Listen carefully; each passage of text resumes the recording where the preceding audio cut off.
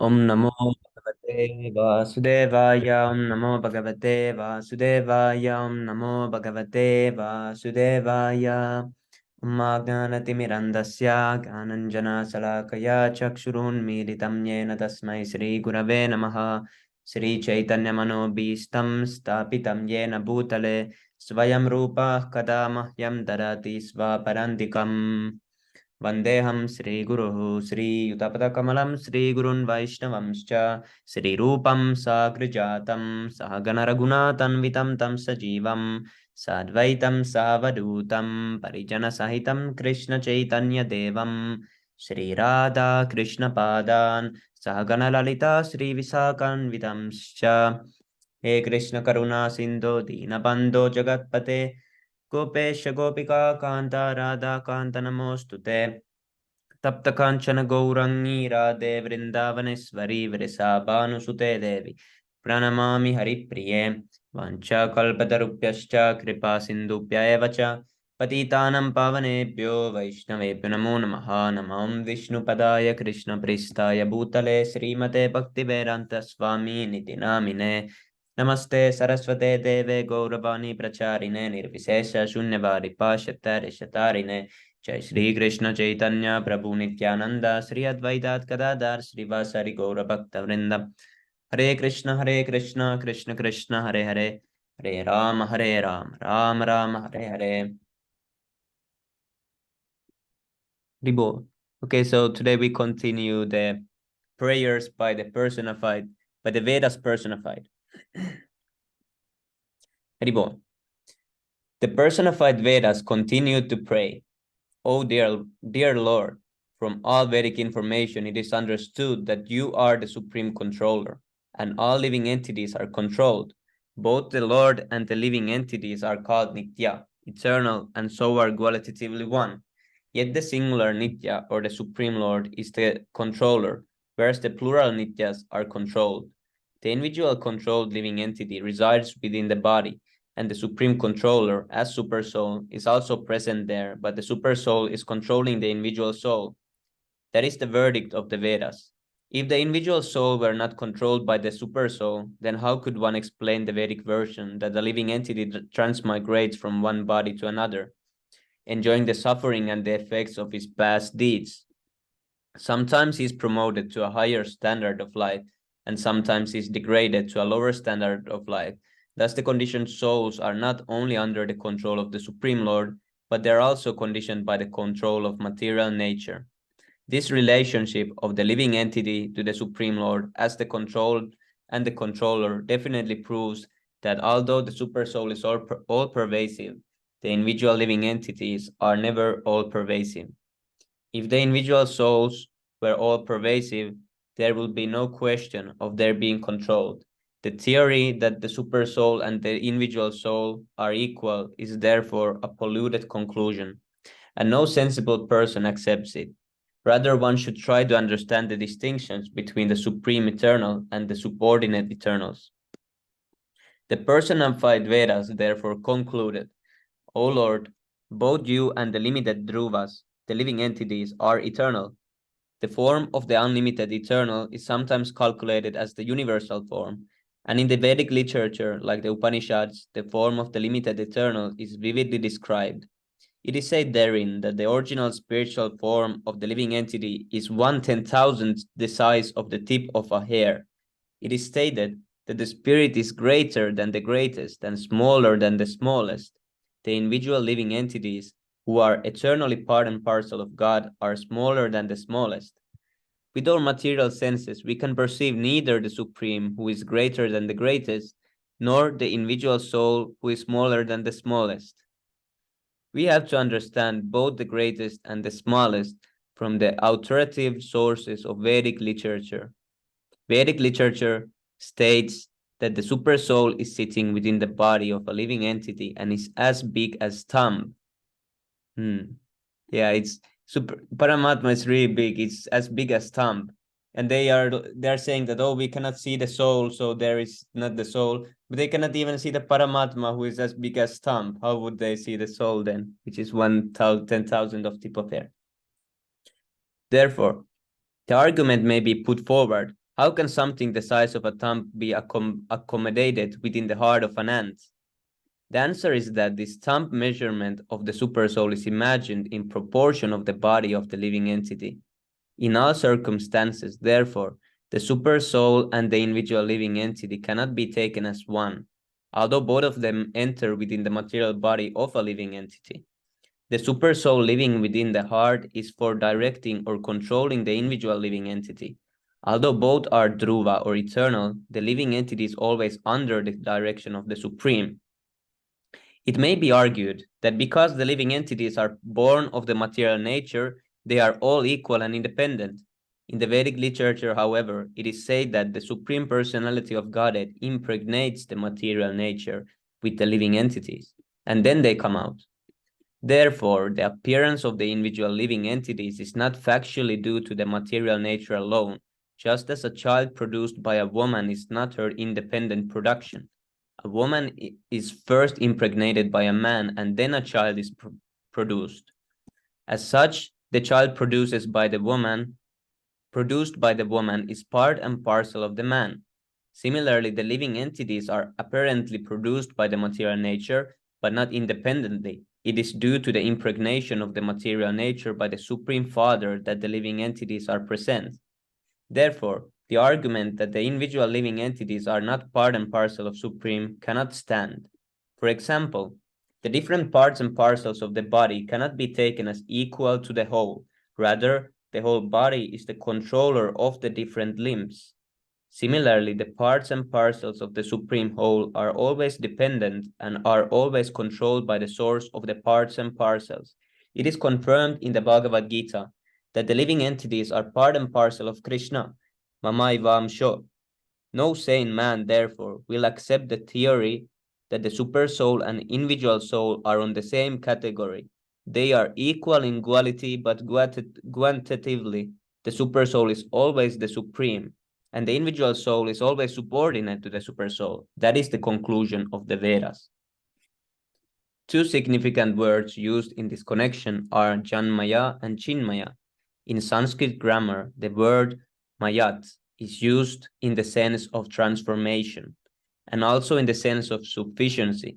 The Mayavadi philosophers interpret that Janmaya or Chinmaya indicates that the living entity is always equal to the Supreme, but one has to consider whether this affix, mayat, is used for sufficiency or for transformation.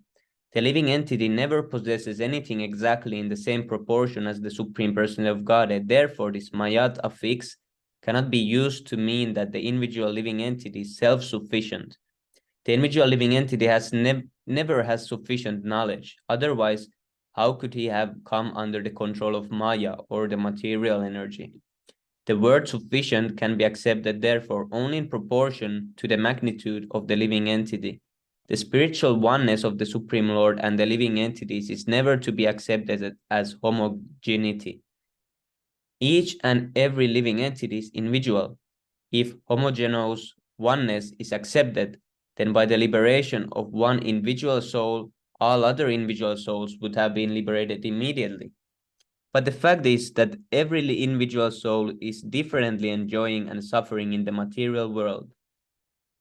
The word mayat is also used in the sense of transformation, or sometimes it is used to mean byproducts. The impersonalist theory is that Brahman himself has accepted different types of bodies and that he is lila or pastime, that this is his lila or pastime. There are, however, many hundreds and thousands of species of life in different standards of living conditions, such as human beings, demigods, animals, birds, and beasts. And if all of them were expansions of the Supreme Absolute Truth, then there would be no question of liberation because Brahman is already liberated. Another interpretation put forward by the Mayavadis is that in every millennium, different types of bodies are manifested. And when the millennium is closed, all the different bodies or expansions of Brahman automatically become one, ending all different manifestations. Then in the next millennium, according to this theory, Brahman again expands in different bodily forms. If we accept this theory, then Brahman becomes subject to change. But this cannot be accepted. From Vedanta Sutra, We understand that Brahman is by nature joyful. He cannot therefore change himself into a body which is subject to painful conditions. Actually, the living entities who are part and parcel of Brahman are infinitesimal particles prone to be covered by the illusory energy. As explained before, the particles of Brahman are like sparks blissfully dancing within a fire, but there is a chance of their falling from the fire to smoke, although smoke is another condition of fire.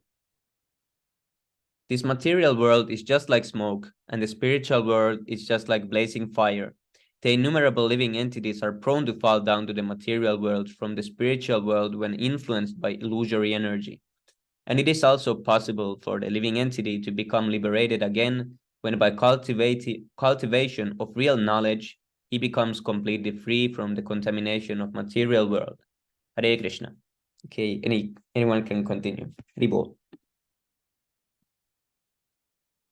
Oh, Hare Krishna, Dimitri Prabhu and Aero Prabhu.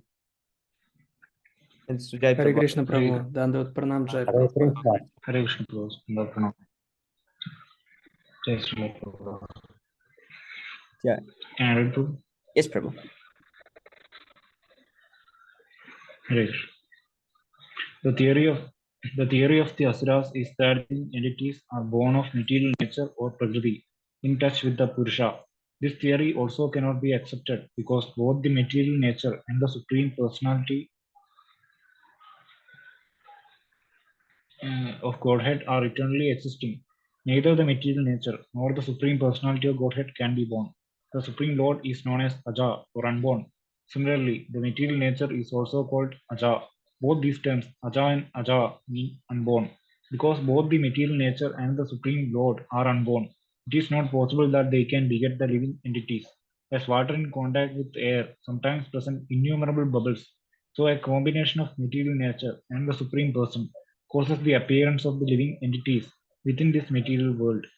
As bubbles in the water appear in different shapes, similarly the living entities also appear in the material world in different shapes and conditions influenced by the modes of material nature.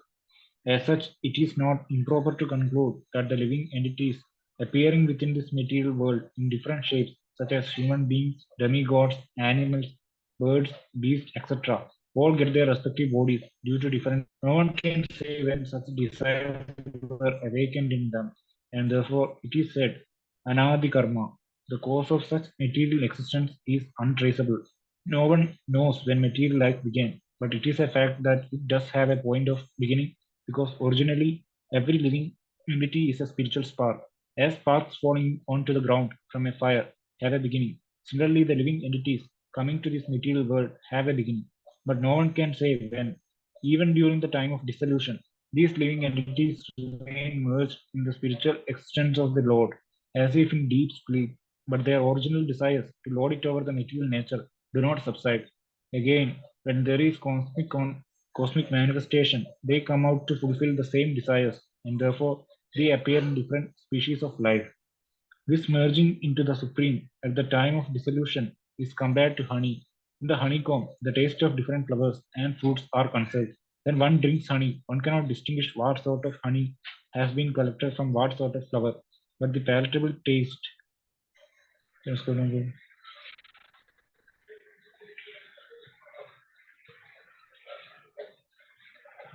But the palatable taste of the honey presupposes that the honey is not homogeneous, but is a combination of different tastes. Another example is that although different rivers ultimately mix with the water of the sea, that does not mean that the individual magnifiers of the rivers are thereby lost. Although the water of the Ganges and Yamuna mixes with the water of the sea, the river Ganges and the river Yamuna still continue to exist independently. The merging of different living entities into Brahman at the time of dissolution, the dissolution of different types of bodies, or the living entities, along with their different tastes, remain individually submerged in Brahman until another manifestation of the material world. As the salty taste of sea water and the sweet taste of Ganges water are different, and this difference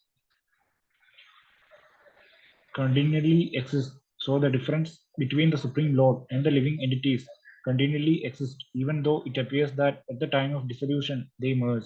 The conclusion is therefore that even when the living entities become free from all contamination of material conditions, they merge into the spiritual kingdom, but still they are individual tastes in relationship with the Supreme Lord.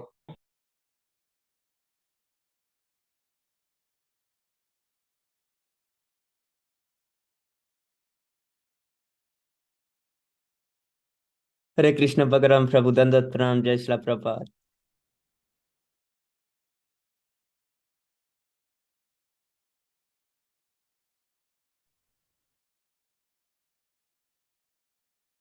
Ribo, okay, who wants to continue? I can. The personified Vedas continued. Our dear Lord, it is our conclusion that all living entities are attracted by your material energy, and only due to their mistakenly identifying themselves as products of the material nature are they transmigrating from one kind of body to another in forgetfulness of their eternal relationship with you. Because of ignorance, these living entities are misidentifying themselves in different species of life, and especially when they are elevated to the human form of life. They identify with a particular class of men, or a particular nation or race, or so called religion, forgetting their real identity as eternal servants of your Lordship. Due to this faulty conception of life, they are undergoing repeated birth and death. Out of many millions of them, if one becomes intelligent enough, by association with pure devotees, he comes to the understanding of Krishna consciousness and comes out of the jurisdiction of the material misconception. In the Chaitanya Charitamrita, it is confirmed by Lord Chaitanya that the living entities are wandering within this universe in different species of life. But if one of them becomes intelligent enough by the mercy of the spiritual master and the supreme personality of Godhead, Krishna, then he begins his devotional life in Krishna consciousness. It is said, Harim vina na mritim taranti. Without the help of the supreme personality of Godhead, one cannot get out of the clutches of repeated birth and death. In other words, only the Supreme Lord, the personality of Godhead, can relieve the conditioned souls from the cycle of repeated birth and death. The personified Vedas continued. The influence of time, past, present, and future, and the material miseries such as excessive heat, excessive cold, birth, death, old age, disease are all simply the movement of your eyebrows. Everything is working under your direction.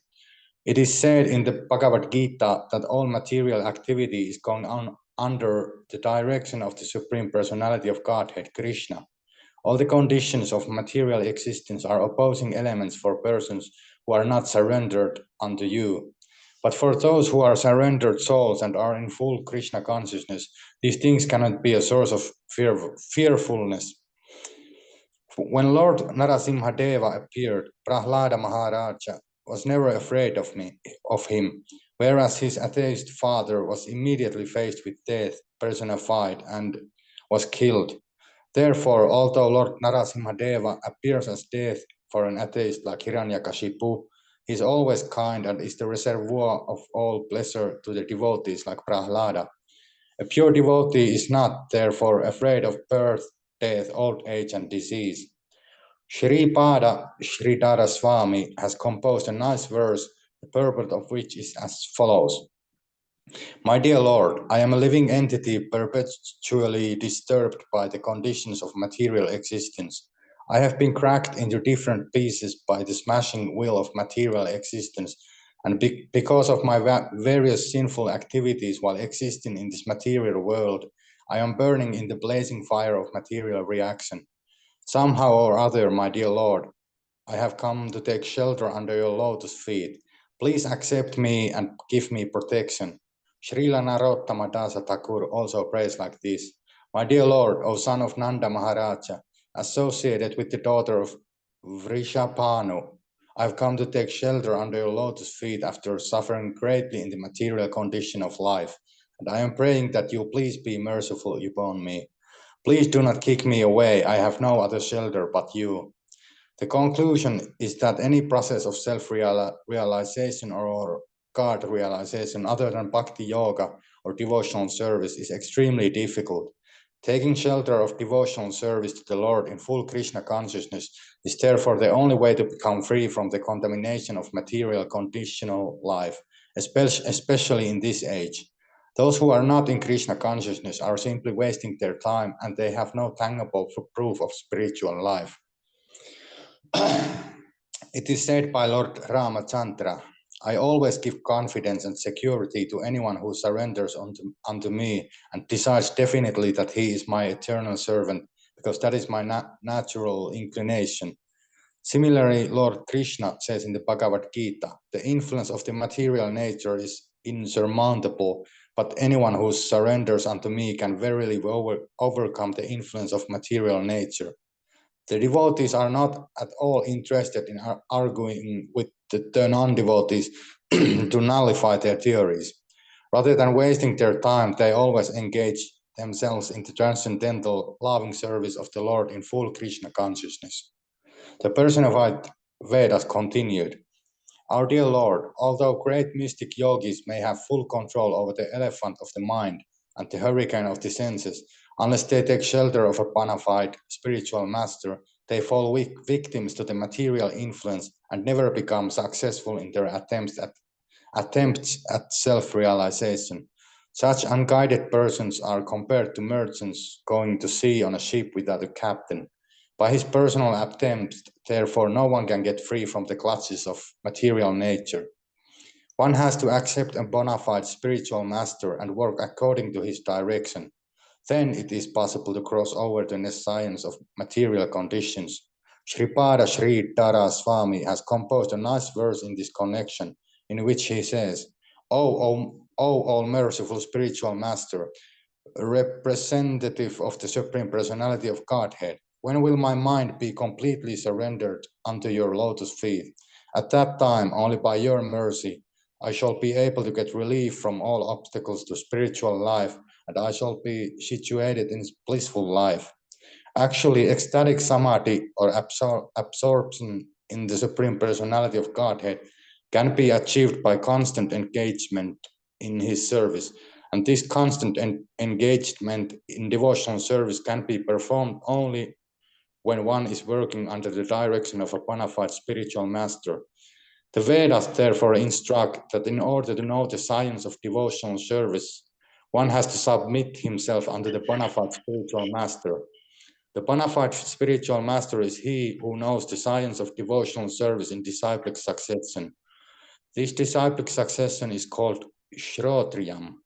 The prime symptom of one who has become a spiritual master in disciplic succession is that he is 100% fixed in bhakti yoga.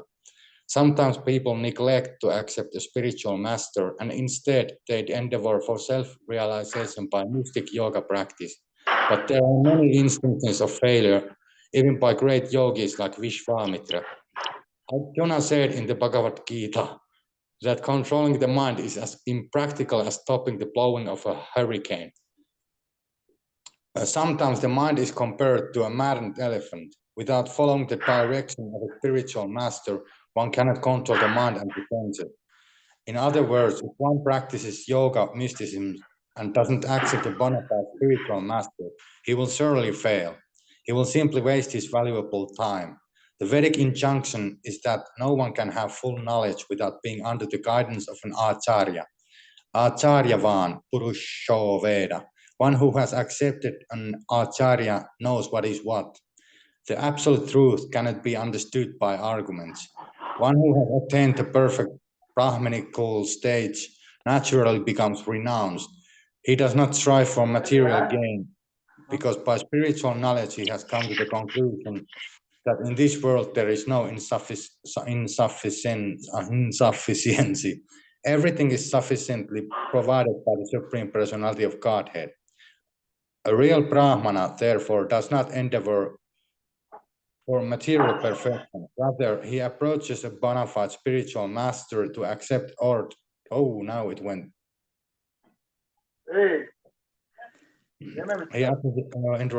Rather, he approaches a bona fide spiritual master to accept orders from him. A spiritual master's qualification is that he is Brahmanishtam, which means that he has given up all other activities and has dedicated his life to working only for the Supreme Personality of Godhead, Krishna. When a bona fide student approaches a bona fide spiritual master, he submissively prays to the spiritual master. My dear Lord, kindly accept me as your student and train me in such a way that I will be able to give up all other kinds of processes for self-realization and simply engage in Krishna consciousness, devotional service. Hari Bol, someone else can continue.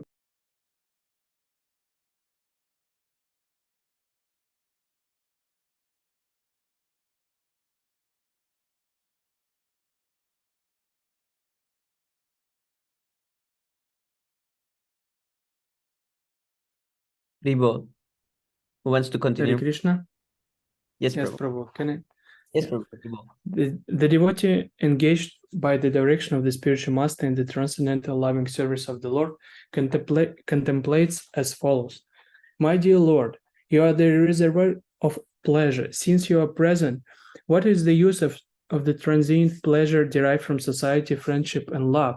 Persons who are unaware of the supreme reservoir of pleasure falsely engage in deriving pleasure from sense gratification. But this is transient and illusory. In this connection, Vidyapati, a great Vaishnava devotee and poet, says, My dear Lord, undoubtedly there is some pleasure in the midst of society, friendship, and love, although it is materially conceived, but such pleasure cannot satisfy my heart, which is like a desert. In a desert there is need of an ocean of water, but if only a drop of water is poured on the desert, what is the value of such water? Similarly, our material hearts are full of multi-desires, which cannot be fulfilled within the material society of friendship and love. When our hearts begin to derive pleasure from the supreme reservoir of pleasure, then we can be satisfied. That transcendental satisfaction is only possible in devotional service in full Krishna consciousness. The personified Vedas continued, Our dear Lord, you are Satchitananda Vigraha, the ever blissful form of knowledge, and because the living entities are part and parcels of your personality, the natural state of existence is to be fully conscious of you. In this material world, anyone who has developed such Krishna consciousness is no longer interested in the materialistic way of life. A Krishna conscious being becomes disinterested in family life or opulent living conditions, and he requires only a little concession for his bodily needs. In other words, he is no longer interested in sense gratification.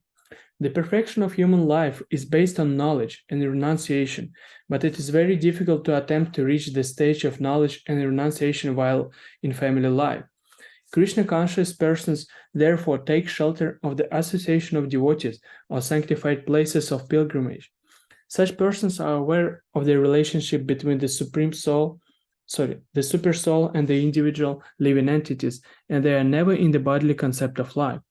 Because they always carry you in full consciousness within their hearts, they are so purified that any place they go becomes a holy place of pilgrimage, and the water which washes their feet is able to deliver many sinful persons hovering within this material world. When Prahlad Maharaj was asked by his atheistic father to describe something very good which he had learned, he replied to his father that for a materialistic person who is always full of anxieties due to being engaged in temporary and relative truths, the best course is to give up the blind well of family life and go to the forest to take shelter of the Supreme Lord. Those who are actually pure devotees are celebrated as Mahatmas, great sages, personalities perfect in knowledge.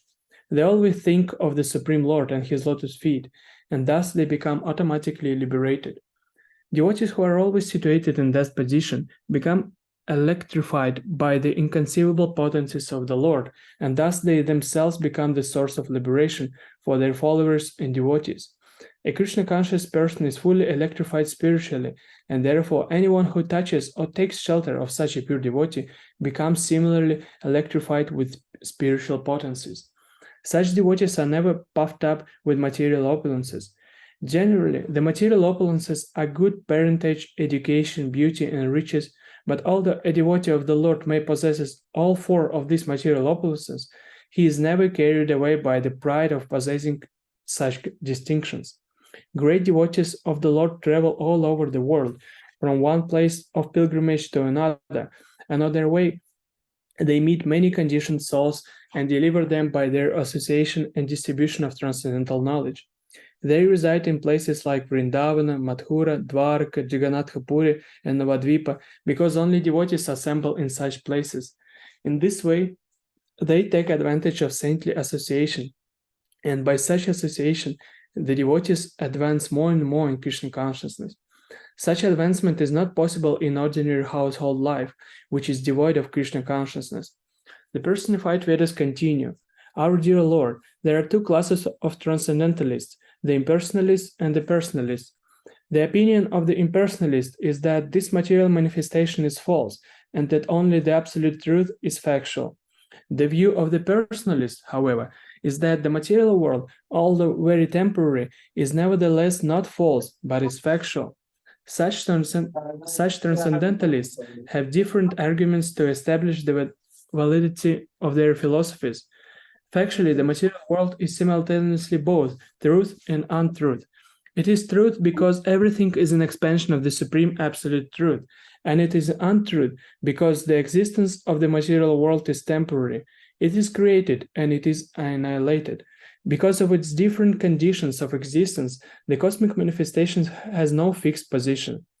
Those who advocate acceptance of this material world as false are generally known by the maxim Brahma Satya Jagan Mithya. They put forward the argument that everything in the material world is prepared from matter. For example, there are many things made of clay, such as earthen pots, dishes, and bowls. After their annihilation, these things may become transformed into many other material objects, but in all cases, their existence as clay continues. An earthen water jug, after being broken, may be transformed into a bowl or dish, but either as a dish or bowl or water jug, the earth itself continues to exist. Therefore, the forms of a water jug, bowl, or dish are false, but their existence as earth is real. This is the impersonalist version. The cosmic manifestation is certainly produced from the absolute truth, but because its existence is temporary, it is therefore false. The impersonalist understanding is that the absolute truth, which is always present, is the only truth. In the opinion of other transcendentalists, however, this material world being produced of the absolute truth is also truth. The impersonalist counter-argument is that the material world is not factual, because sometimes it is found that matter is produced from spirit soul, and sometimes spirit soul is produced from matter. Such philosophers push forward the argument that although cow dung is dead matter, sometimes it is found that scorpions come out of cow dung. Similarly, dead matter like nails and hair comes out of the living body. Therefore, things produced of a certain thing are not always the same. On the strength of this argument, Mayavadi philosopher established that although this cosmic manifestation is certainly an emanation from the absolute truth, the cosmic manifestation does not necessarily have truth in it. According to this view, the absolute truth, Brahman, should therefore be accepted as truth, whereas the cosmic manifestation, although a product of the absolute truth, cannot be taken as truth. Hari Bol. Anyone can continue next.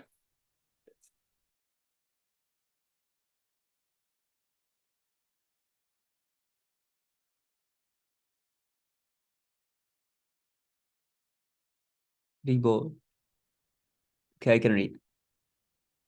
The view of the Mayavadi philosopher, however, is stated in the Bhagavad Gita to be the view of the asuras or demons. The Lord says in Bhagavad Gita, Asatyam aparishtam te jagat ahur anishvaram. The asuras' view of this cosmic manifestation is that the whole creation is false.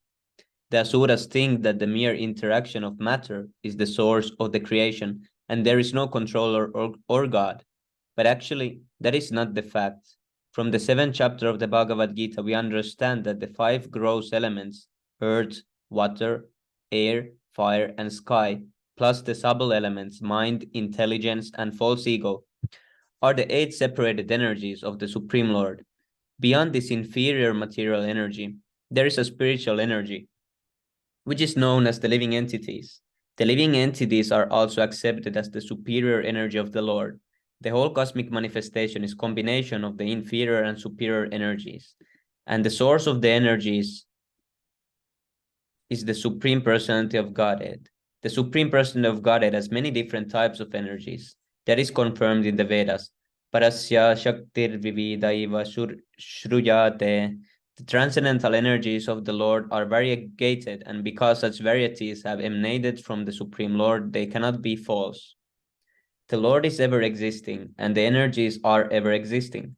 Some of the energy is temporary, sometimes manifested and sometimes unmanifested, but that does not mean that it is false. The example may be given that when a person is angry, he does not think which are different from his normal condition of life. He does things which are different from his normal condition of life, but that the mood of anger only appears and disappears does not mean that the energy of anger is false. As such, the argument of Mayavadi philosophers that this word is false is not accepted by the Vaishnava philosophers. It is confirmed by the Lord himself that the view that there is no supreme cause of this material manifestation, that there is no God, and that everything is only the creation of the interaction of matter is view of the Asuras. The Mayavadi philosophers sometimes put forward the argument of the snake and the rope. In the dark of evening, a curled up rope is sometimes due to ignorance taken for a snake, but mistaking the rope as a snake does not mean that the rope or the snake is false, and therefore this example used by the Mayavadis to illustrate the falsity of this material world is not valid. Even when a thing is taken as fact but actually has no existence at all, it is called false. But if something is mistaken for something else, that does not mean that it is false. The Vaishnava philosophers use as a very appropriate example comparing this material world to an earthen pot. When we see an earthen pot, it does not at once disappear and turn into something else. It may be temporary, but the earthen pot is taken into use for bringing water, and we continue to see it as an earthen pot. Therefore, although the earthen pot is temporary and is different from the original earth, still we cannot say that it is false. We should therefore conclude that the entire earth and the earthen pot are both truths because one is the product of the other.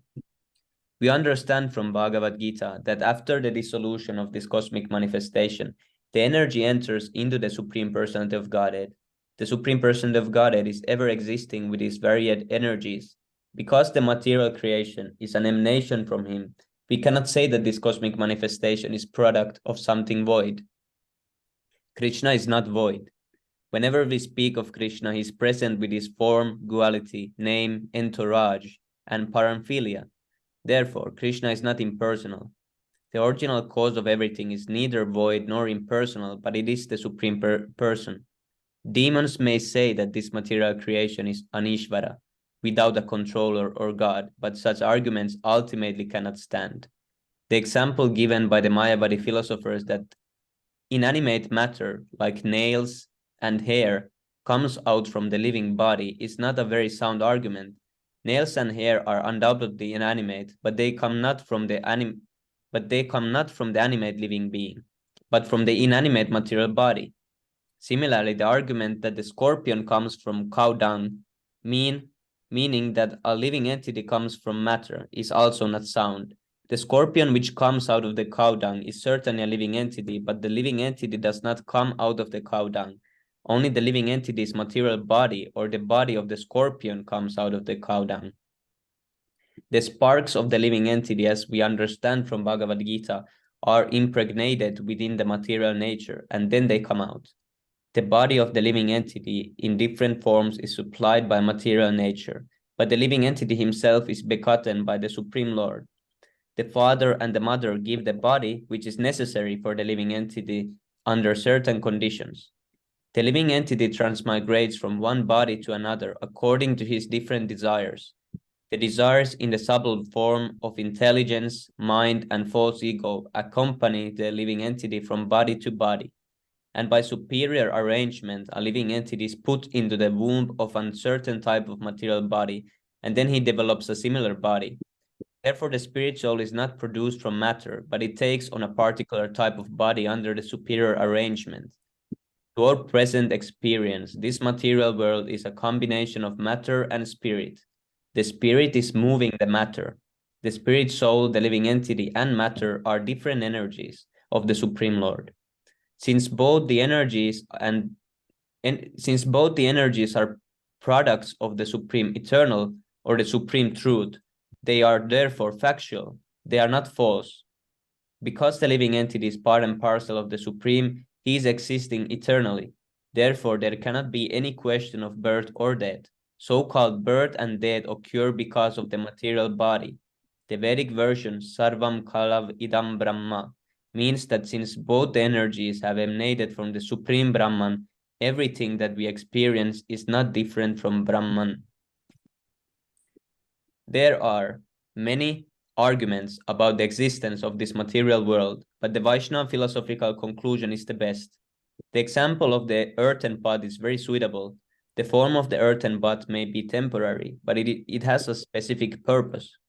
The purpose of the earthen pot is to carry water from one place to another. Similarly, this material body, although temporary, has a special use.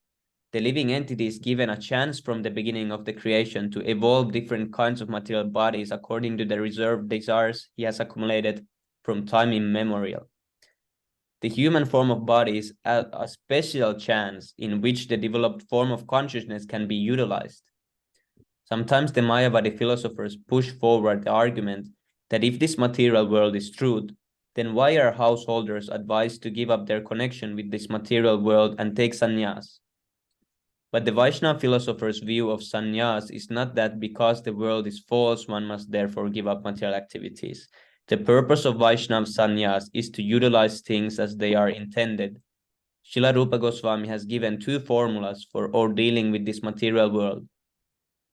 When a Vaishnava renounces this materialistic way of life and takes to sannyas, it is not on the conception of the falsity of the material world, but to devote himself fully to engaging everything in the service of the Lord. Srila Rupa Goswami therefore gives the formula. One should be unattached to the material world because material attachment is meaningless. The entire material world, the entire cosmic manifestation, belongs to God, Krishna. Therefore, everything should be utilized for Krishna, and the devotee should remain unattached to material things. This is purpose of Vaishnava sannyas. A materialist sticks to the world for sense gratification, but a Vaishnava sannyasi, although not accepting anything for his personal gratification, knows the art of utilizing everything for the service of the Lord. Srila Rupa Goswami has therefore criticized the Mayavadi sannyasis because they do not know that everything has a utilization for the service of the Lord. On the contrary, they take the world to be false and thus falsely think of being liberated from the contamination of material world. Since everything is an expansion of the energy of the Supreme Lord, the expansions are as real as the Supreme Lord is. That the cosmic world is only temporarily manifested does not mean that it is false or that the source of its manifestation is false. Since the source of its manifestation is truth, the manifestation is also truth, but one must know how to utilize it. The same example can be cited. The temporary earthen pot is produced from the whole earth, but when it is utilized for a proper purpose, the earthen pot is not false. The Vaishnava philosophers know how to utilize the temporary construction of this material world, just as a sane man knows how to utilize the temporary construction of the earthen pot.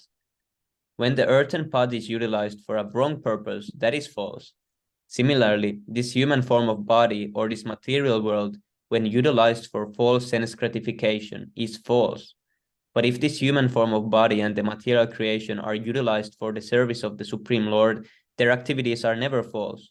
It is therefore confirmed in the Bhagavad Gita that a little service attitude in utilizing this body and the material world for the service of the Lord can deliver a person from the gravest danger of life. When they are properly utilized, neither the superior nor inferior energies emanating from the Supreme Personality of Godhead are false. As far as fruitive activities are concerned, they are mainly based on the platform of sense gratification. Therefore, an advanced Krishna conscious person does not take to them. The result of fruitive activities can elevate one to the higher planetary system, but as it is said in the Bhagavad Gita, foolish persons, after exhausting the results of their pious activities in the heavenly kingdom, come back again to this lower planetary system and then again try to go to the higher planetary system. Their only profit is to take the trouble of going and coming back, just as at present many material scientists are spoiling their time by trying to go to the moon planet and again come back. Those who are engaged in such activities are described by the Vedas personified as Andha Parampara, or blind followers of the Vedic ritualistic ceremonies. Although such ceremonies are certainly mentioned in the Vedas, they are not meant for the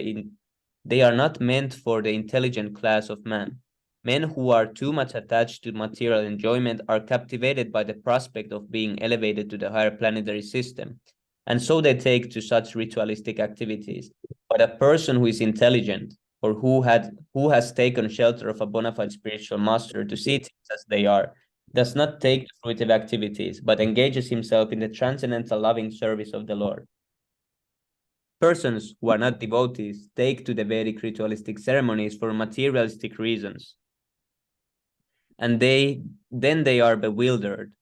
A vivid example can be given. An intelligent person possessing millions of dollars in currency notes does not hold the money without using it, even though he knows perfectly well that the currency notes in themselves are nothing but paper. When one has $1 million in currency notes, he's actually holding only a huge bunch of papers. But if he utilizes it for a purpose, then he benefits. Similarly, although this material world may be false, just like the paper, it has its proper beneficial utilization. Because the currency notes, although paper, are issued by the government, they therefore have full value. Similarly, this material world may be false or temporary, but because it is an emanation from the Supreme Lord, it has its full value. The Vaishnava philosophers acknowledge the full value of this material world and knows how to properly utilize it, whereas the Mayavadi philosopher, mistaking the currency notes for false paper, gives it up and cannot utilize the money. That's a nice example. Srila Rupa Goswami therefore declares that if one rejects the material world as false, not considering the importance of this material world as a means to serve the Supreme Person of Godhead, such renunciation has very little value. A person who knows the intrinsic value of this material world for the service of the Lord, who is not attached to the material world and who renounces the material world by not accepting it for sense gratification, is situated in real renunciation. This material world is an expansion of the material energy of the Lord. Therefore, it is real. It is not false, as it is sometimes concluded from the example of the snake and the rope. Haribol. Okay, anyone can continue.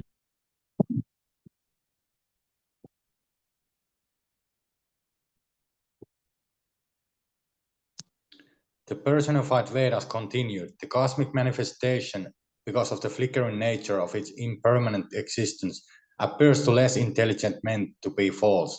The Mayavadi philosophers take advantage of the flickering nature of this cosmic manifestation to prove their thesis that this world is false. According to the Vedic version, before the creation of this world had no existence, and after dissolution the world will no longer be manifested. Voidists also take advantage of this Vedic version and conclude that the cause of this material world is void.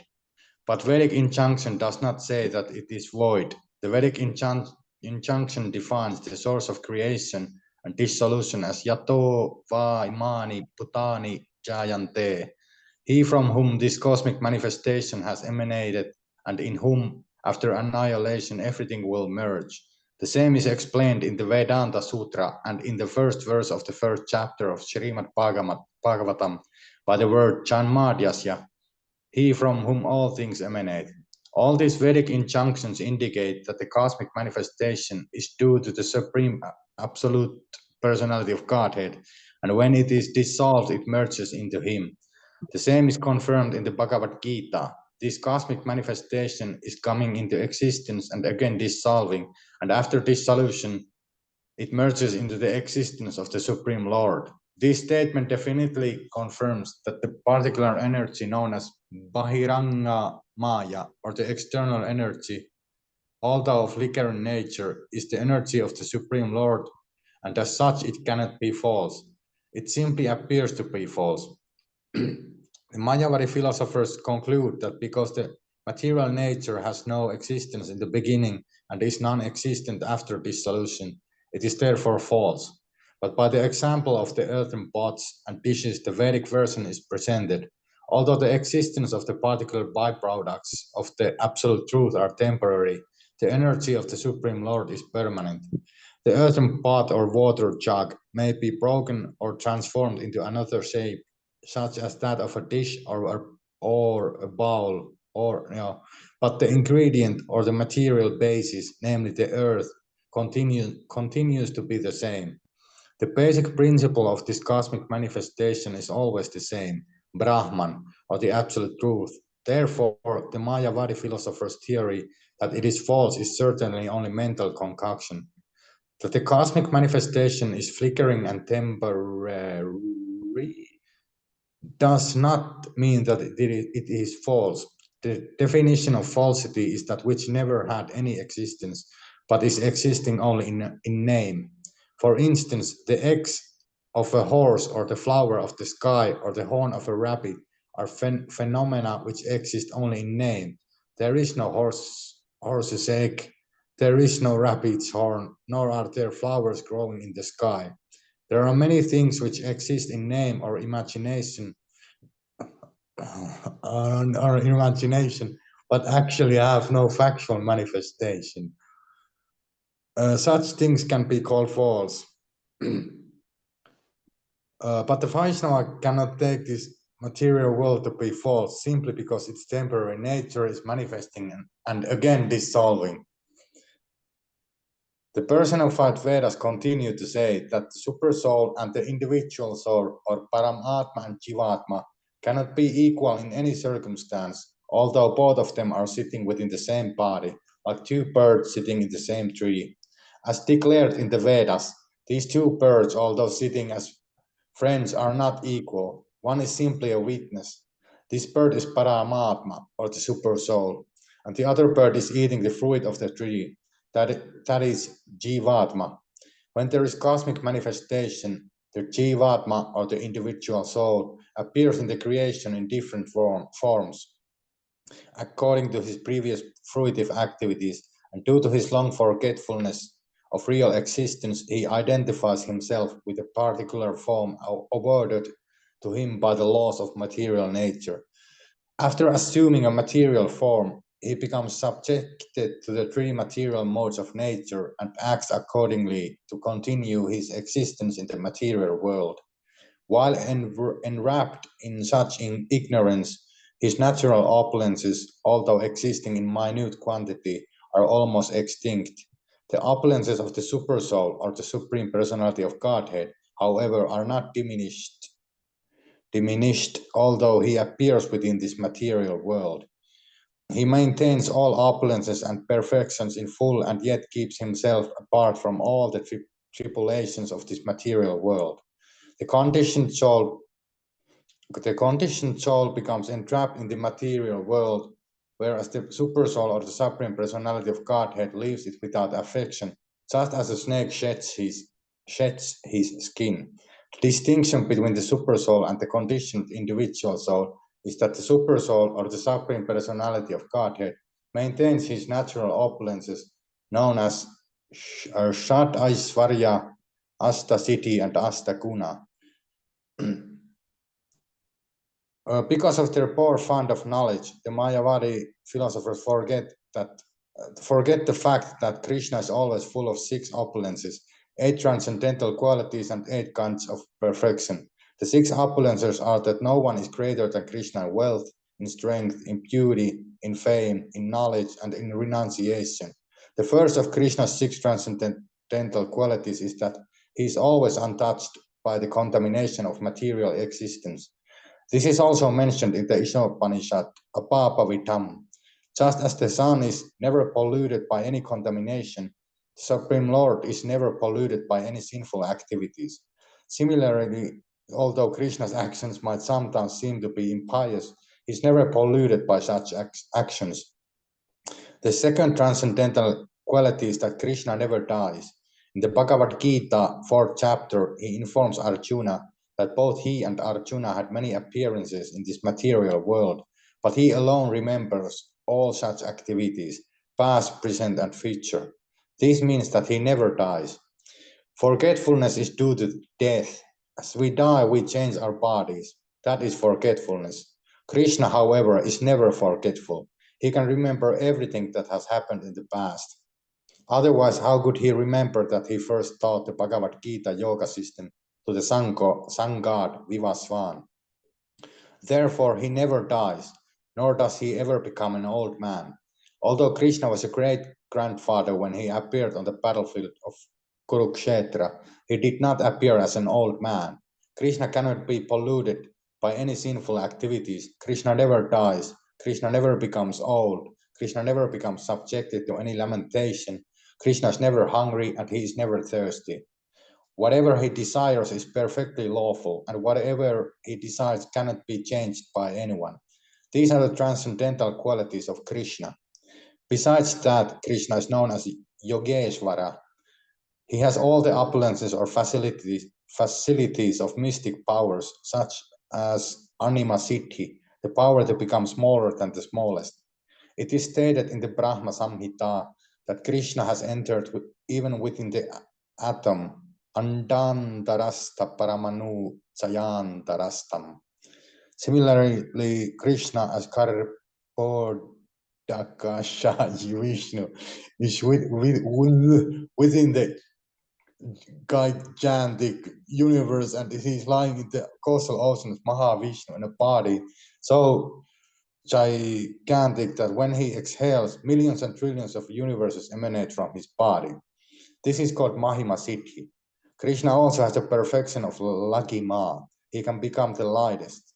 It is stated in the Bhagavad Gita that it is because Krishna enters within this universe and within the atoms that all the planets are floating in the air. That is the explanation of weightlessness. Krishna also has the perfection of Prapti. He can get whatever he likes. Similarly, he has the facility of Ishita, controlling power. He's called the Supreme Controller, Parameshvara. In addition, Krishna can bring anyone under his influence. This is called Vashita. Krishna is endowed with all opulences, transcendental qualities, and mystic powers. No ordinary living being can be compared to him. Therefore, the Mayavadi's theory that the supersoul and the individual soul are equal is only a misconception. The conclusion is therefore that Krishna is worshipable and that all other living entities are simply his servants. This understanding is called self-realization. Any other realization of oneself beyond this relationship of eternal servitorship of Krishna is impelled by Maya. It is said that the last snare of Maya is to dictate to the living entity to try to become equal to the Supreme Personality of Godhead. The Mayavadi philosopher claims to be equal to God, but he cannot reply to the question of why he has fallen into material entanglement. If he is the Supreme God, then how is it that he has been overtaken by impious activities and thereby subjected to the tribulations of the law of karma? When the Mayavadis are asked about this, they cannot properly answer. The speculation that one is equal to the Supreme Personality of Godhead is another symptom of sinful life. One cannot take to Krishna consciousness unless he is completely freed from all sinful activities. The very fact that the Mayavadi claims to become one with the Supreme Lord means that he is not yet freed from the reactions of sinful activities. Srimad Bhagavatam says that such persons are avishuddha buddhaya, which means that they falsely think themselves liberated, although at the same time they think themselves equal with the absolute truth. Their intelligence is not purified. The personified Vedas said that if the yogis and jnanis do not free themselves from sinful desires, then their particular process of self-realization will never be successful. My dear Lord, the personified Vedas continued, If saintly persons do not take care to eradicate completely the roots of sinful desires, they cannot experience the supersoul, although he is sitting side by side with the individual soul. Samadhi or meditation means that one has to find the supersoul within himself. One who is not free from sinful reactions cannot see the supersoul. If a person has a jeweled locket in his necklace but forgets the jewel, it's almost as though he does not possess it. Similarly, if an individual soul meditates but does not actually perceive the presence of the supersoul within himself, he has not realized the supersoul. Persons who have taken to the path of self-realization must therefore be very careful to be uncontaminated by the influence of Maya. Srila Rupa Goswami says that a devotee should be completely free from all sorts of material desires. A devotee should not be affected by the resultant actions of karma and jnana. One simply has to understand Krishna and carry out his desires. That is the pure devotional stage. Mystic yogis who still have contaminated desires for sense gratification never become successful in their attempt, nor can they realize the supersoul within the individual self. As such, the so-called yogis and jnanis who are simply wasting their time in different types of sense gratification, either by mental speculation or by exhibition of limited mystic powers, will never become liberated from conditional life and will continue to go through repeated births and deaths. For such persons, both this life and the next life becomes sources of tribulation. Such sinful persons are already suffering tribulation in this life, and because they are not perfect in self-realization, they will be plagued with further tribulation in the next life. Despite all endeavors to attain perfection, such yogis contaminated by desires for sense gratification will continue to suffer in this life and in the next. Srila Vishwanatha Chakravarti Thakur remarks in this connection that if sannyasis and persons in the renounced order of life who have left their homes for self-realization do not engage themselves in the devotional service of the Lord, but become attracted by philanthropic work such as opening educational institutions, hospitals, or even monasteries, churches, or temples of demigods, they find only trouble from such engagements, not only in this life but in the next. Sannyasis who do not take advantage of this life to realize Krishna simply waste their time and energy in activities outside the jurisdiction of the renounced order of life. A devotee's attempt to engage his energies in such activities as constructing a Vishnu temple is, however, never wasted. Such engagements are called Krishnarte Akilachesta, variegated activities performed to please Krishna. A philanthropist opening a school building and the devotees constructing a temple are not on the same level. Although a philanthropist opening an educational institution may be pious activity, it comes under the laws of karma, whereas constructing a temple for Vishnu is devotional service. Devotional service is never within the jurisdiction of the law of karma. It is stated in the Bhagavad Gita that devotees transcend the reaction of the three modes of material nature and stand on the platform of Brahma realization. Brahma bhujaya kalpate. The Bhagavad Gita says, Sagunan samatipyaitan Brahma bhujaya kalpate. Devotees of the personality of Godhead transcend all the reactions of the three modes of material nature and are situated on the transcendental Brahman platform. Devotees are liberated both in this life and in the next life. Any work done in this material world for Yagya or Vishnu or Krishna is considered to be liberated work, but without connection with Achyuta, the infallible Supreme Personality of Godhead, there is no possibility of stopping the resultant actions of the law of karma. The life of Krishna consciousness is the life of liberation.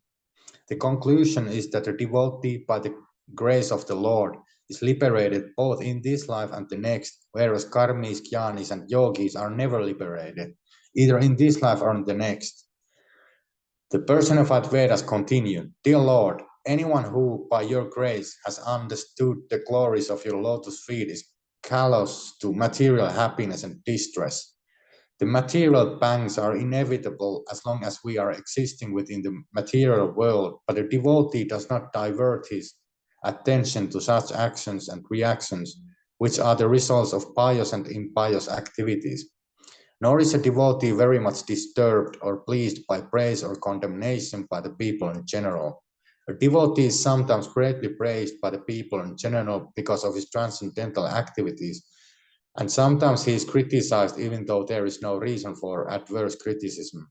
The pure devotee is always callous to praise or condemnation by the ordinary people. Actually, the devotee's activities are on the transcendental plane. He is not interested in the praise or condemnation of people engaged in material activities. If the devotee can thus maintain his transcendental position, then his liberation in this life and in the next life is guaranteed by the Supreme Personality of Godhead. A devotee's transcendental position within this material world is maintained in the association of pure devotees, simply by hearing the glorious activities enacted by the Lord in different ages and in different incarnations. The Krishna consciousness movement is based on this principle. Srila Narottama Dasa Thakur has sung, "My dear Lord, let me be engaged in your transcendental loving service as indicated by the previous acharyas, and let me live in the association of pure devotees. That is my desire, life after life." In other words, a devotee does not much care whether or not he is liberated, but he is anxious only for devotional service. Devotional service means that one does not do anything independently of the sanction of the acharyas.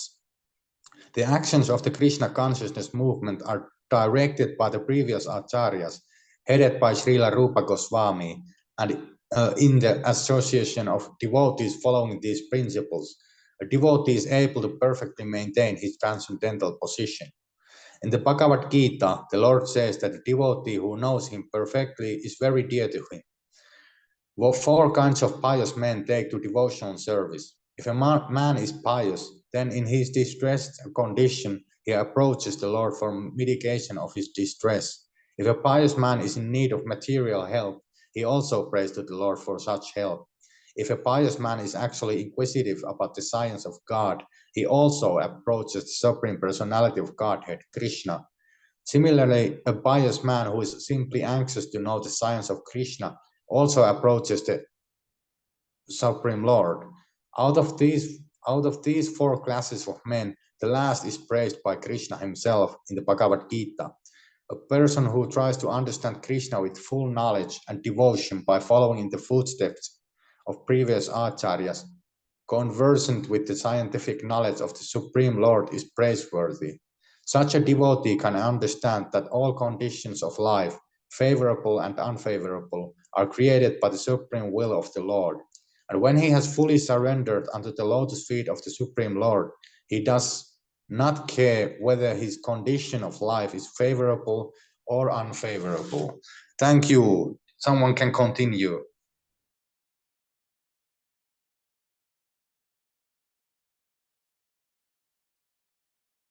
Hare Krishna. A devotee takes even an unfavorable condition to be the special favor of the personality of Godhead. Actually, there are no unfavorable condition for a devotee. He sees everything coming by the will of the Lord as favorable, and in any condition of life, he is simply enthusiastic to discharge his devotional service. This devotional attitude is explained in the Bhagavad Gita. A devotee is never distressed in reverse conditions of life, nor he is overjoyed in favorable conditions. In the higher stages of devotional service, a devotee is not even concerned with the list of do's and don'ts. Such position can be maintained only by following in the footsteps of the acharyas. Because a pure devotee follows in the footsteps of the acharyas, any action he performs to discharge devotional service is to be understood to be on the transcendental platform. Lord Krishna therefore instructs us that an acharya is above criticism.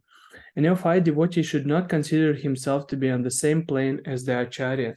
It should be accepted that the acharyas are on the same platform as the Supreme Personality of Godhead, and as such, neither Krishna nor his representative Acharya should be subject to any adverse criticism by the neophyte devotees. The personified Vedas thus worship the Supreme Personality of Godhead in different ways. Offering worship to the Supreme Lord by praying means remembering his transcendental qualities, pastimes, and activities. But the Lord's pastimes and qualities are unlimited. It is not possible for us to remember all the qualities of the Lord. Therefore, the personified Vedas worshipped to the best of their ability, and at the end they spoke as follows.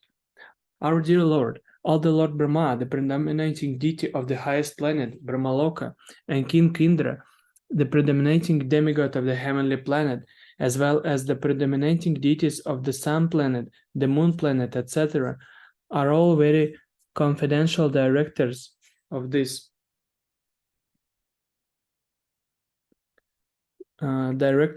material world. They have very little knowledge about you. And what to speak of ordinary human beings and mental speculators? It is not possible for anyone to enumerate the unlimited transcendental qualities of your lordship. No one, including the mental speculators and the demigods in higher planetary systems, is actually able to estimate the length and breadth of your form and characteristics. We think that even your lordship does not have complete knowledge of your transcendental qualities. The reason is that you are unlimited. Although it is not befitting in your case to say that you do not know yourself, it is nevertheless practical to understand that because you have unlimited qualities and energies, and because your knowledge is also unlimited, there is unlimited competition between your knowledge and your expansion of energies. The idea is that because God and his knowledge are both unlimited, as soon as God is cognizant of some of his energies, he perceives that he has still more energies. In this way, both his energies and his knowledge increase. Because both of them are unlimited, there is no end to the energies and no end to the knowledge with which to understand the energies. God is undoubtedly omniscient, but the personified Vedas say that even God himself does not know the full extent of his energies. This does not mean that God is not omniscient. When actual fact is unknown to a certain person, this is called ignorance or lack of knowledge. This is not applicable to God, however, because he knows himself perfectly, but still his energies and activities increase. Therefore, he also increases his knowledge to understand it. Both are increasing unlimitedly, and there is no end to it. In that sense, it can be said that even God himself does not know the limit of his energies and qualities. How God is unlimited in his expansion of energies and activities can be roughly calculated by any sane and sober living entity. It is said in the Vedic literature that innumerable universes issue forth when Mahavishnu exhales in his Yoga Nidra, and innumerable universes enter his body when he again inhales. We have to imagine that these universes, which according to our limited knowledge are expanded unlimitedly, are so great that the gross ingredients, the 5 elements of the cosmic manifestation, namely earth, water, fire, air, and sky, are not only within the universe, but are covering the universe in 7 layers, each layer 10 times bigger than the previous one. In this way, each and every universe is very securely packed, and there are numberless universes. All these universes are floating within the innumerable pores of the transcendental body of Mahavishnu. It is stated that just as the atoms and particles of dust are floating within the air, along with the birds and their number cannot be calculated, so innumerable universes are floating within the pores of the transcendental body of the Lord. For this reason, the Vedas say that God is beyond the capacity of our knowledge. Abhanmana Sagochara.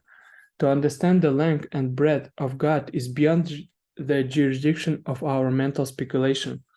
Therefore, a person who is actually learned and sane does not claim to be God, but tries to understand God, making distinctions between spirit and matter. By such careful discrimination, one can clearly understand that the Supreme Soul is transcendental to both the superior and inferior energies, although he has a direct connection with both. In the Bhagavad Gita, Lord Krishna explains that although everything is resting on his energy, he is different or separate from the energy. Nature and the living entities are sometimes designated as Prakriti and Purusha respectively. The whole cosmic manifestation is an amalgamation of the Prakriti and Purusha. Nature is the ingredient cause, and the living entities are the effective cause. These two causes combine together, and the effect is this cosmic manifestation. When one is fortunate enough to come to the right conclusion about this cosmic manifestation and everything which is going on within it, he knows it to be caused directly and indirectly by the Supreme Personality of Godhead Himself. It is concluded in the Brahma Samhita, therefore, Ishvarah Paramah Krishna Satchitananda Vigraha Anadirajar Govindah Sarva Karana Karanam.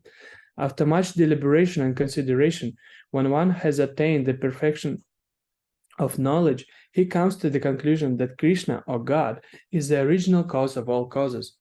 Instead of speculating about the measurement of God, whether he is so long or so wide, or philosophizing, one should come to the conclusion of Brahma Samhita, Sarva Karana Karanam. Krishna, or God, is the cause of all causes. That is the perfection of knowledge. Thus the Veda Stuti,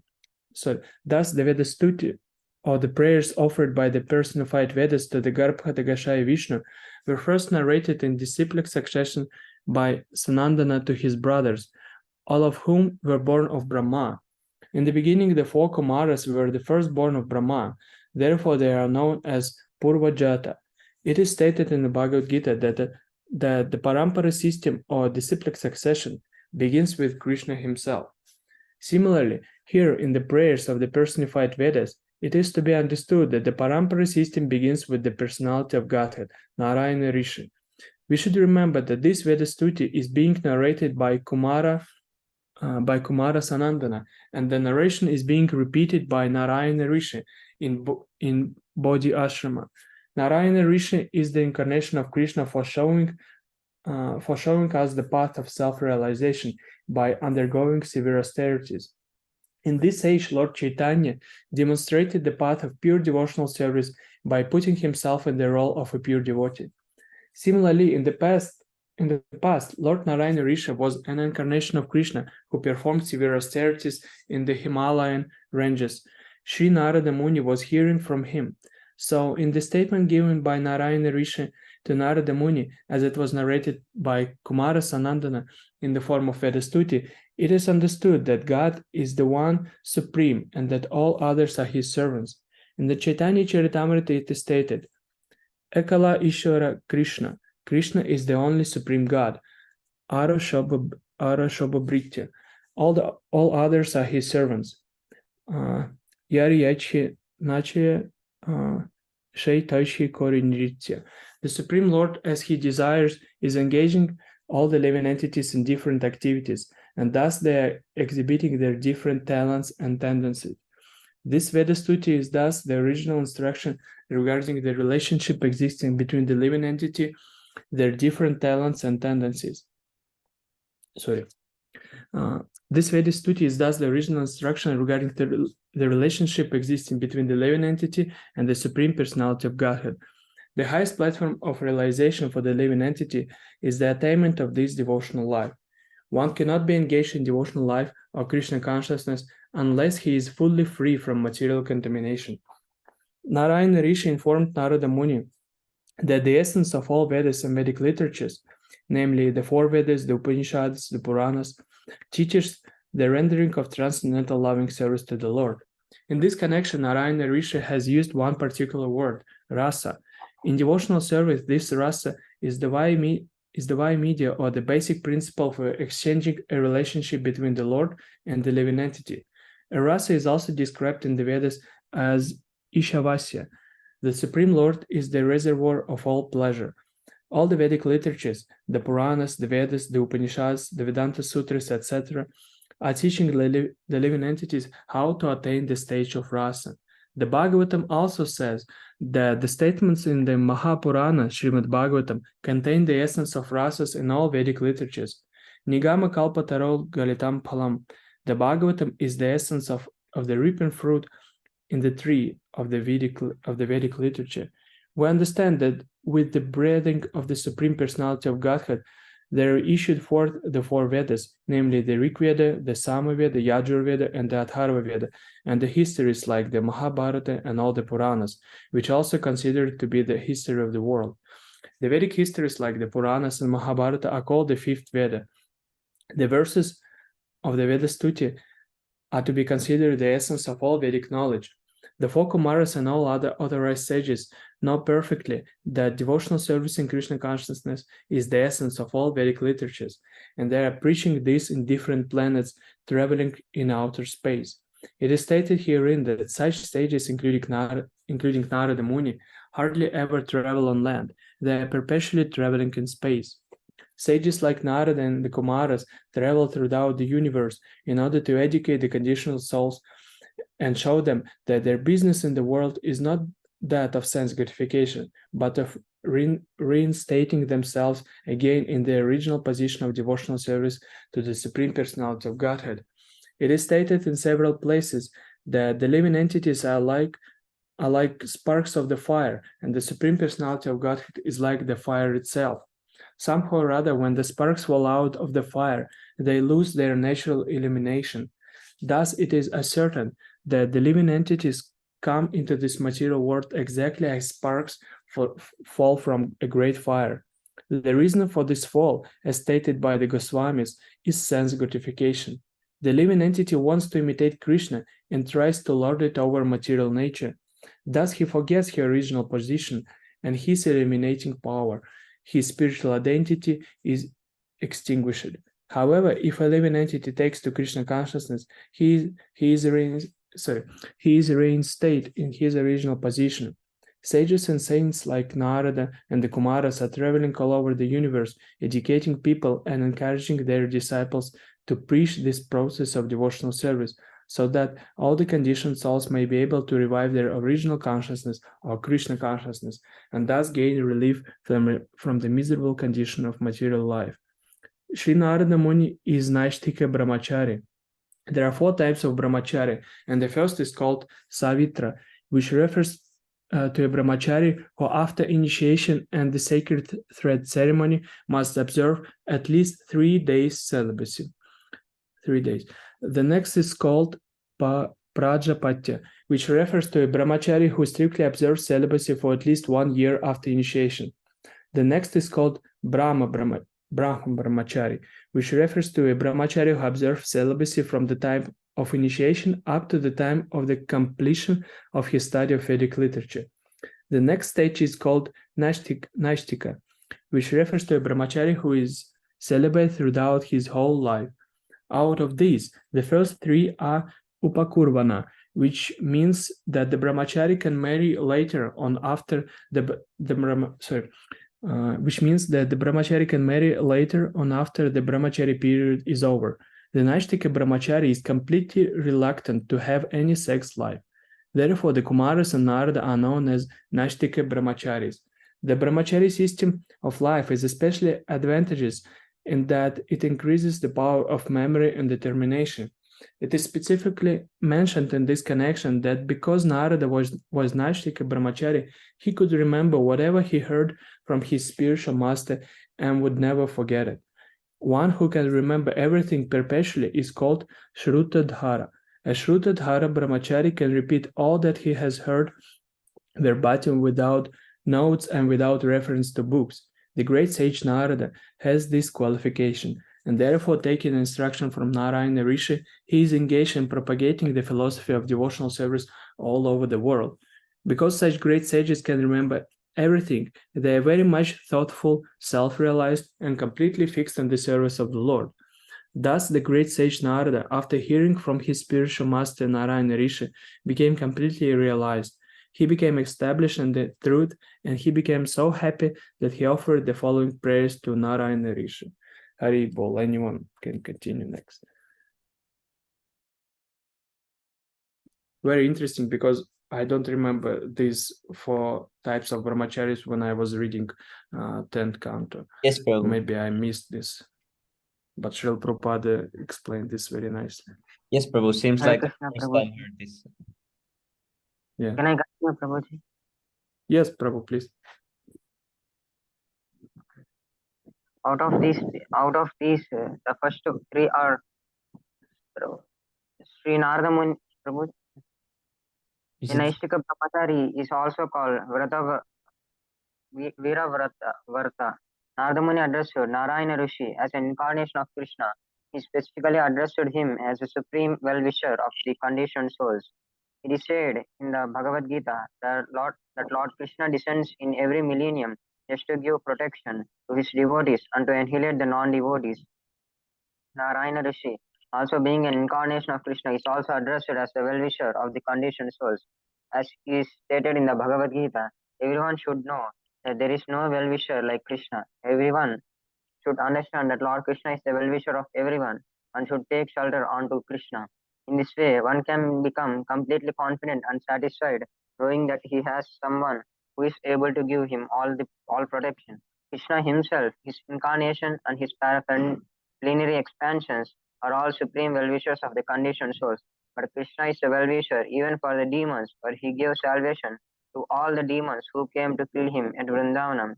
Therefore, Krishna's welfare activities are absolute, for even though he annihilates a demon or gives Prabhuji, scroll down, Prabhuji. For he gives salvation to all demons who came to kill him at Vrindavana. Um,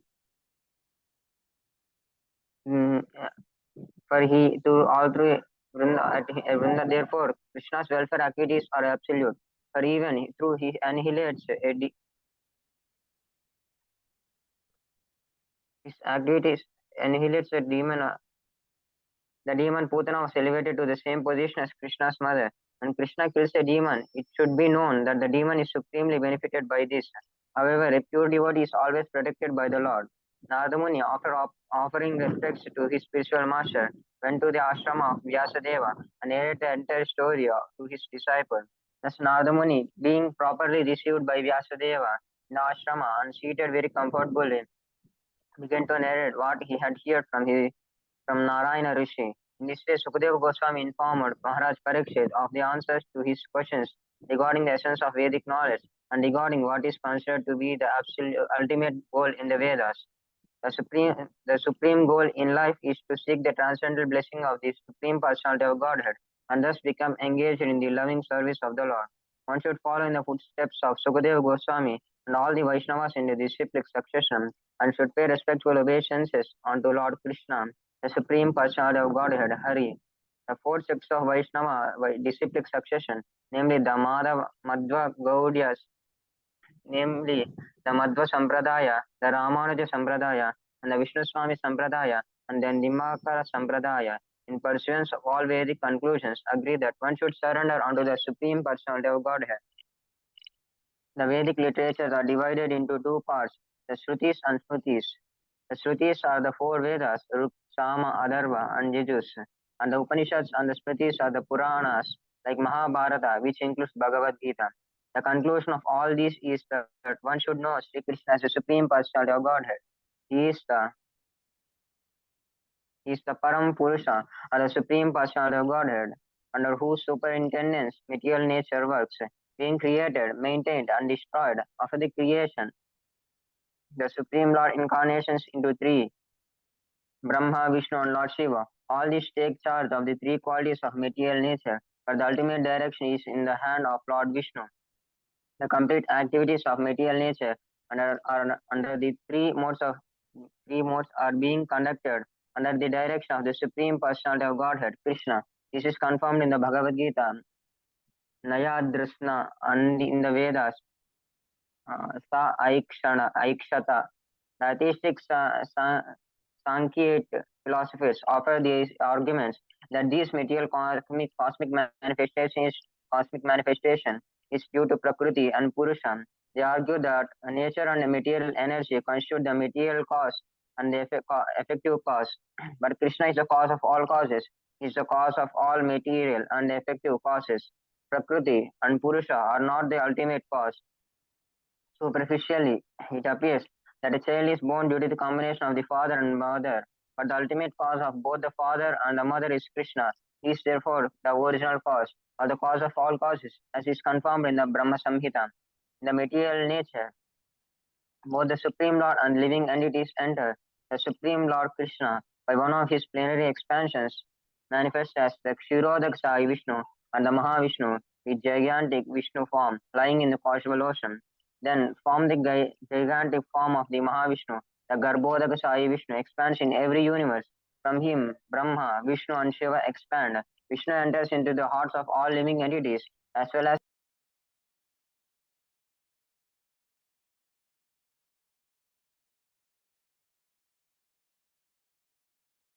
and Shiva. Krishna enters into the hearts of the all living entities as well as into material elements, including the atom. The Brahma Samhita says, Ananda Ananda Tarasta Paramanuchaya Ananda Tarsa Paramanuchayantarastam. He is within the universe and also within every atom. The living entity has small material body, takes from various species and forms, and similarly the whole universe is but the material body of the Supreme Personality of Godhead. This body is described in the Shastras as Virat Rupa, as a living entity, individual living entity, as as an individual living entity maintains his particular body. The Supreme Personality of Godhead maintains the whole cosmic creation and everything within it. As soon as the living entity leaves the material body, the body is immediately annihilated. And similarly, as soon as Lord Vishnu leaves the cosmic manifestation, everything is annihilated. Only when the living entity surrenders unto the Supreme Personality of Godhead is his liberation from material existence assured. This is confirmed in the Bhagavad Gita. Mameva ye prabhadyante mayam etam taranti. Surrendering unto the Supreme Personality of Godhead is therefore the cause of liberation and nothing else. How the living entity becomes liberated from the modes of material nature after surrendering unto the Supreme Personality of Godhead is illustrated by a sleeping man within a room. When a man is sleeping, everyone sees that he is present within the room, but actually the man himself is not within that body. For while sleeping, a man forgot for his bodily existence, although others may see that his body is present. Similarly, a liberated person engaged in devotional service of the Lord may be seen by others to be engaged in household duties of the material world. But since his consciousness is fixed in Krishna, he does not live within this world. His engagements are different, exactly as a sleeping man's engagements are different from the bodily engagement. It is confirmed in the Bhagavad Gita that a devotee engaged full time in the transcendental loving service of the Lord has already surpassed the influence of the three modes of material nature, is already situated on the Brahman platform of spiritual realization, although he appears to be living with the body or within the material world. Srila Rupa Goswami stated in this connection in his Bhakti Rasamrita Sindhu that the person whose only desire is to serve Supreme Personality of Godhead may be situated in any condition in the material world, but he is to be understood as Jivan Mukta. That is to say, he is to be considered liberated while within the body or the material world. The conclusion, therefore, is that a person fully engaged in Krishna consciousness is a liberated person. Such a person has actually nothing to do with the material world. Those who are not in Krishna consciousness are called karmis and jnanis, and they hover on the material and on the bodily and mental platform, and thus are not liberated. This situation is called kaivalya nirasta yoni. A person situated on the transcendental A person situated on the transcendental platform becomes freed from the repetition of birth and death. This is also confirmed in the Bhagavad Gita, 4th chapter. Simply by knowing the transcendental nature of the Supreme Personality of Godhead, Krishna, one becomes free from the chains of the repetition of birth and death. And after quitting his present body, he goes back home, back to Godhead. This is the conclusion of all the Vedas. Thus, one should surrender unto the lotus feet of the Lord Krishna after understanding the prayers offered by the personified Vedas. Thus ends the Bhakti Vedanta purports of the second volume, 32nd chapter of Krishna, prayers by the personified Vedas. Hare Krishna, Prabhupada. Haribol. Thank you so much, Yeah. Prabhu, for reading.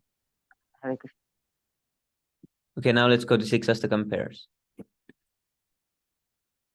Cheto darpanamarjanam bhavamaha davagni nirvapanam shreyah kairavachandrika vitaranam vidyavadu jivanam Anandam buddhivardhanam pratipadam purnamritasvadanam sarvatma snapanam param vijayate Sri Krishna Sankirtanam.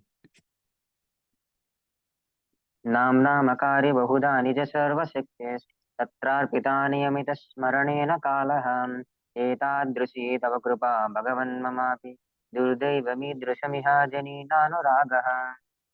Haribo. Purnadapi sunichana tarorapi sahishnana amanina manadena kirtaniya hasada harihim. Nadanam, Najanam, Nasundarim. Okay, I need to flip my phone. Nadanam, Najanam, Nasundarim. Kavitam va jagat ishaka maye. Mama janmani janmani ishvare pavatat bhaktir ahituki tvayi. Haribo. Ainandatanuja kinkaram patitam mam vishame bhavam budau kripa tava pada pankaja stita duli sadrisam vichintaya.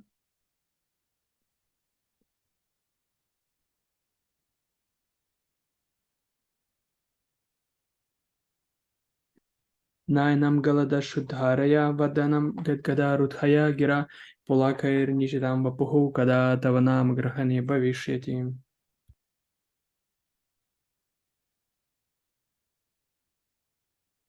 Yugaitam. Yugayi. Okay. Yes, Oh, you can continue. Yugayitam nimeshena. Chakshusha pravrishayitam. Oh, okay, wait. Shunyayitam jagat sarvam govinda virahena me. Haribo. Okay, who has the last one?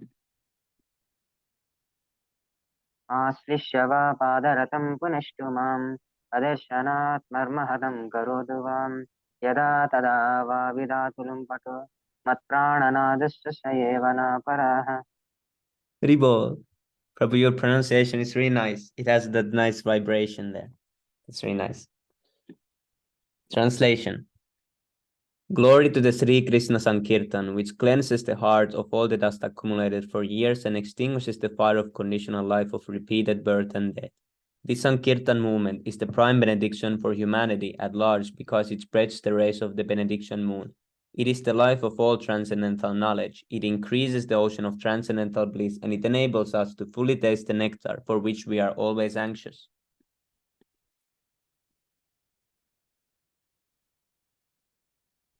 O my Lord, your holy name alone can render all benediction to living beings, and thus you have hundreds of and millions of names like Krishna and Govinda. In these transcendental names, you have invested all your transcendental energies. These are not even hard and fast rules for chanting these names. O my Lord, out of kindness, you enable us to easily approach you by your holy names. But I am so unfortunate that I have no attraction for them. One should chant the holy name of the Lord in a humble state of mind, thinking oneself lower than the straw in the street. One should be more tolerant than a tree, devoid of all sense of false prestige, and should be ready to offer all respect to others. In such a state of mind, one can chant the holy name of the Lord constantly. Oh, ultimate God, I have no desire to accumulate wealth, or do I desire beautiful women, or do I want any number of followers? I only want your pureness, devotional service, birth after birth. Oh, son of Maharaja Nanda Krishna, I am your eternal servant. Yet somehow or otherwise I have fallen into the ocean of birth and death. Please pick me up from this ocean or of birth and place me as one of the autumns at your lotus feet. Oh my Lord, when my eyes being decorated with the tears of love flowing continuously when I chant your holy name, will when will my voice soak up and when will the hair of my body stand on the end of resurrection of heaven? Hare Krishna, anyone can continue. Oh, Govinda, feeling your separations, I am considering a moment to be like 12 years or more. Tears are flowing from my eyes like torrents of rain, and I am feeling all vacant in the world in your absence. Haribo. Pranjal Prabhu, can you read the last one?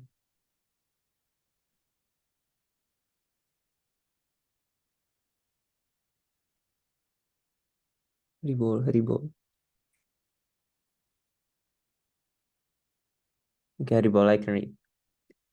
I know no one but Krishna's. Oh, Haribo, yes, Prabhu.